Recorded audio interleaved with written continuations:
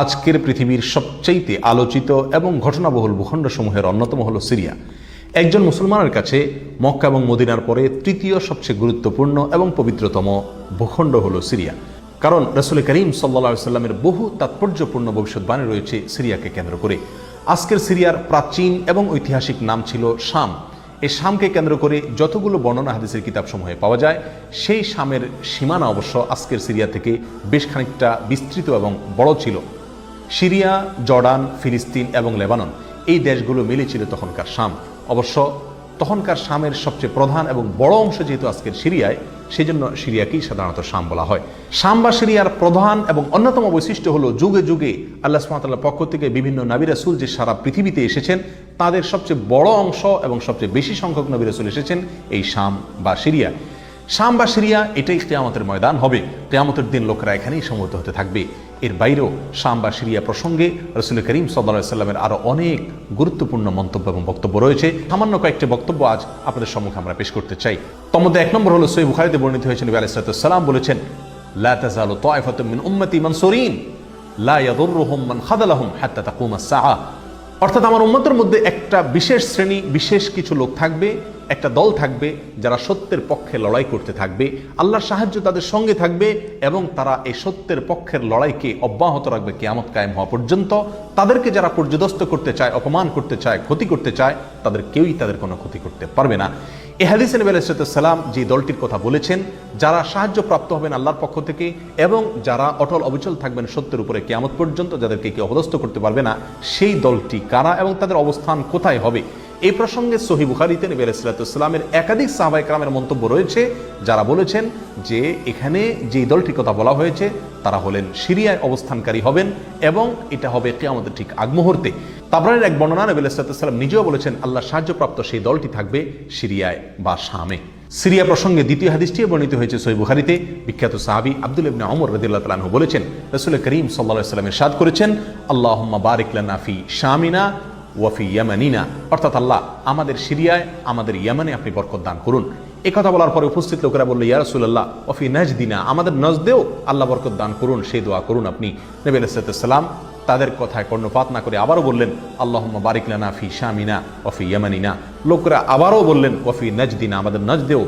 নবী আলাইহিস সালাম তখনও একই কথার পুনরাবৃত্তি করলেন এবং পরিশেষে বললেন, নাজদ সেই জায়গায় তো ফিতনা ফাসাদ হবে, সেখানে তো হত্যা মারামারি খুনাখুনি হবে, সেখানে তো ভূমিকম্প দেখা দিবে এবং সেখান থেকে তো শয়তানের শিং উত্থিত হবে, সেখান থেকে তো শয়তানের শিংয়ের আবির্ভাব ঘটবে, বের হবে। এখানে নাজদ বলতে কোন এলাকাকে বোঝানো হয়েছে, এই প্রসঙ্গে মুহাদ্দিসিনে কেরামের বেশিরভাগের মন্তব্য হলো নাজদ বলতে ইরাককে বোঝানো হয়েছে। নাজদ বলা হয় উঁচু অঞ্চলকে, আরবের বিভিন্ন অঞ্চলকে নাজদ বলা হয়।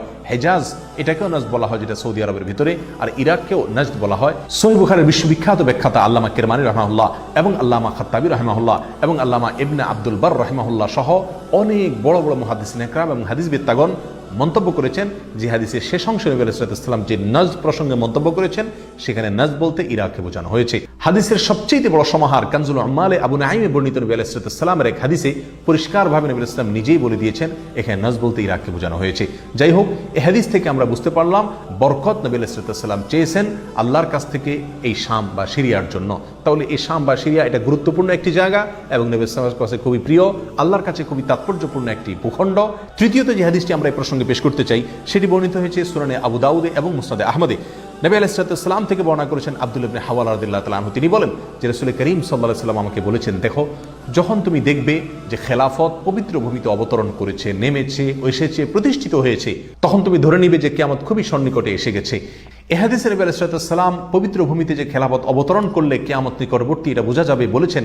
এখানে পবিত্র ভূমি বলতে তিনি কি বুঝিয়েছেন, এই ব্যাখ্যা প্রসঙ্গে প্রায় সকল মুহাদ্দিসিনে কেরামের অভিমত হলো নবী আলাইহিস সালাম এখানে সিরিয়াকে বুঝিয়েছেন।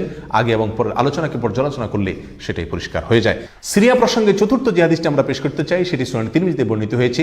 সেই হাদিস থেকে বোঝা যায় নবী আলাইহিস সালাম সিরিয়াকে গোটা মুসলিম বিশ্বের জন্য হৃৎপিণ্ড হিসেবে অভিহিত করেছেন, মন্তব্য করেছেন। তিনি বলেছেন, সিরিয়ার লোকেরা যখন খারাপ হয়ে যাবে, মন্দ এবং খারাপ দিক যখন সিরিয়ার লোকদেরকে গ্রাস করবে, ছেয়ে যাবে, তখন তোমরা ধরে নিবে পৃথিবীর কোনো জায়গায় আর কোনো ভূখণ্ডে মুসলমানদের মধ্যে আর কোনো কল্যাণ অবশিষ্ট নেই। অর্থাৎ হৃৎপিণ্ডের মতো সিরিয়ার মানুষের মধ্যে যখন পচন ধরবে তখন গোটা দেহে, গোটা মুসলিম বিশ্বের মধ্যেই পচন তার আগেই ধরে গেছে, এটা পরিষ্কারভাবে বোঝা যাবে। এ হাদিস থেকেও সিরিয়া অত্যন্ত গুরুত্বপূর্ণ ভূখণ্ড, সেটা পরিষ্কারভাবে আমরা বুঝতে পারি। সিরিয়া প্রসঙ্গে 5 নম্বর হাদিসটি বর্ণনা করেছেন আবু হুরায়রা রাদিয়াল্লাহু তাআলা আনহু, আর এটি বর্ণিত হয়েছে সুনান ইবনে মাজাহ। নবী আলাইহিস সালাম বলেছেন, একটা সময় আসবে যখন গোটা বিশ্বে বড় বড় যুদ্ধ বিগ্রহ সংগঠিত হবে, বিশ্বজুড়ে যখন বড় বড় যুদ্ধ দেখা দিবে, তখন মাওয়ালিদের অর্থাৎ নওমুসলিমদের একটি দল আল্লাহর পক্ষে, সত্যের পক্ষে, আল্লাহর দ্বীনের জন্য লড়াই করতে থাকবে এবং তখনকার আধুনিক যত অস্ত্রশস্ত্র এগুলিতে তারা সজ্জিত থাকবেন এবং সত্যের পক্ষে লড়াই করতে থাকবেন।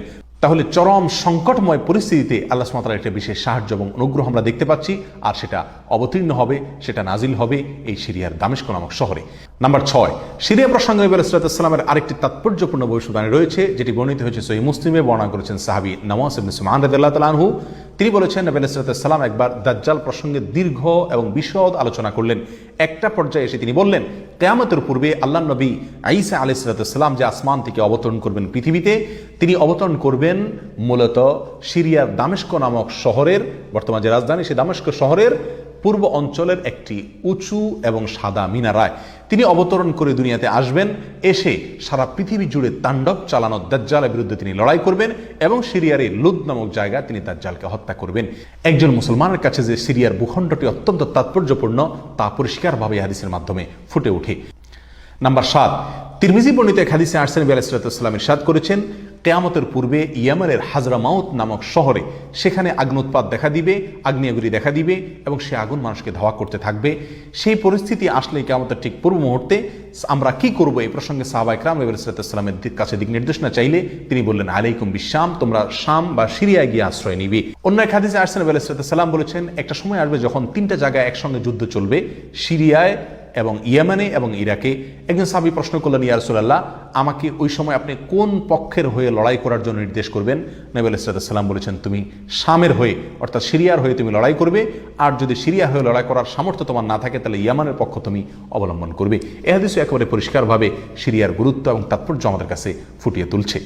নাম্বার 8, মুসনাদ আহমদ সহ বহু হাদিসের কিতাবে বর্ণিত হয়েছে, কিয়ামতের পূর্বে যে আগ্নেয়গিরি দেখা যাবে, যে আগ্নুৎপাত দেখা দিবে, সে আগুন মানুষকে ধাওয়া করতে থাকবে এবং সারা পৃথিবীর মানুষকে ধাওয়া করতে করতে করতে একটা জায়গায় একত্রিত করবে, আর সেটি হলো সিরিয়া। নবী আলাইহিস সালামের ভাষায় আরদুল মাহশারি ওয়াল মানশার, অর্থাৎ সিরিয়াই হবে কিয়ামতের ময়দান। কিয়ামতের সময় সারা পৃথিবী থেকে মানুষ সমবেত হয়ে এই সিরিয়াতেই একত্রিত হতে থাকবে। নাম্বার 9, নবী আলাইহিস সালাম আরেক হাদিসে বলেছেন, মালায়েকাতুল্লাহি বাসিতু আজনিহাতাহুম আলা শাম, আল্লাহর ফেরেশতাগণ সিরিয়ার উপরে তাদের ডানাকে ছেয়ে আছেন অথবা ছেয়ে থাকবেন। এই হাদিস থেকেও শাম বা সিরিয়ার গুরুত্ব করে পরিষ্কারভাবে ফুটে ওঠে। নাম্বার 10, এক হাদিসে আসছেন, নবী আলাইহিস সালাম তার এক স্বপ্নের বিবরণ দিতে গিয়ে বলছেন যে, আমি একবার শুয়েছিলাম, দেখলাম আমার মাথার নিচ থেকে আল্লাহর কিতাবকে ছিনিয়ে নিয়ে যাওয়া হলো এবং সেটাকে যখন নিয়ে যাওয়া হচ্ছে আমি তাকিয়ে থাকলাম কোথায় নিয়ে যাওয়া হচ্ছে। দেখলাম যে একটা আলোক রশ্মি চলে যাচ্ছে এবং যেতে যেতে সিরিয়ার ভূমি পর্যন্ত সেটা চলে গেল এবং সেখানে গিয়ে অবতরণ করলো। এরপর নবী আলাইহিস সালাম বললেন, আলা ইন্নাল ঈমানা ইযা ওয়াকাআতিল ফিতানু বিশাম, অর্থাৎ যখন সারা পৃথিবীতে ফিতনা ফাসাদ ছেয়ে যাবে তখন ঈমানের ঠিকানা হবে সিরিয়ায়, আর ঈমানদারদের আশ্রয়স্থল হবে, শেষ ভরসা হবে সিরিয়া। সম্মানিত ভাই বন্ধুগণ, এই হাদিসগুলো থেকে পরিষ্কারভাবে ফুটে উঠলো যে মক্কা মদিনার চাইতেও ঘটনা বহুল হবে কিয়ামতের পূর্ব মুহূর্তে শাম বা সিরিয়া নামক ভূখণ্ড।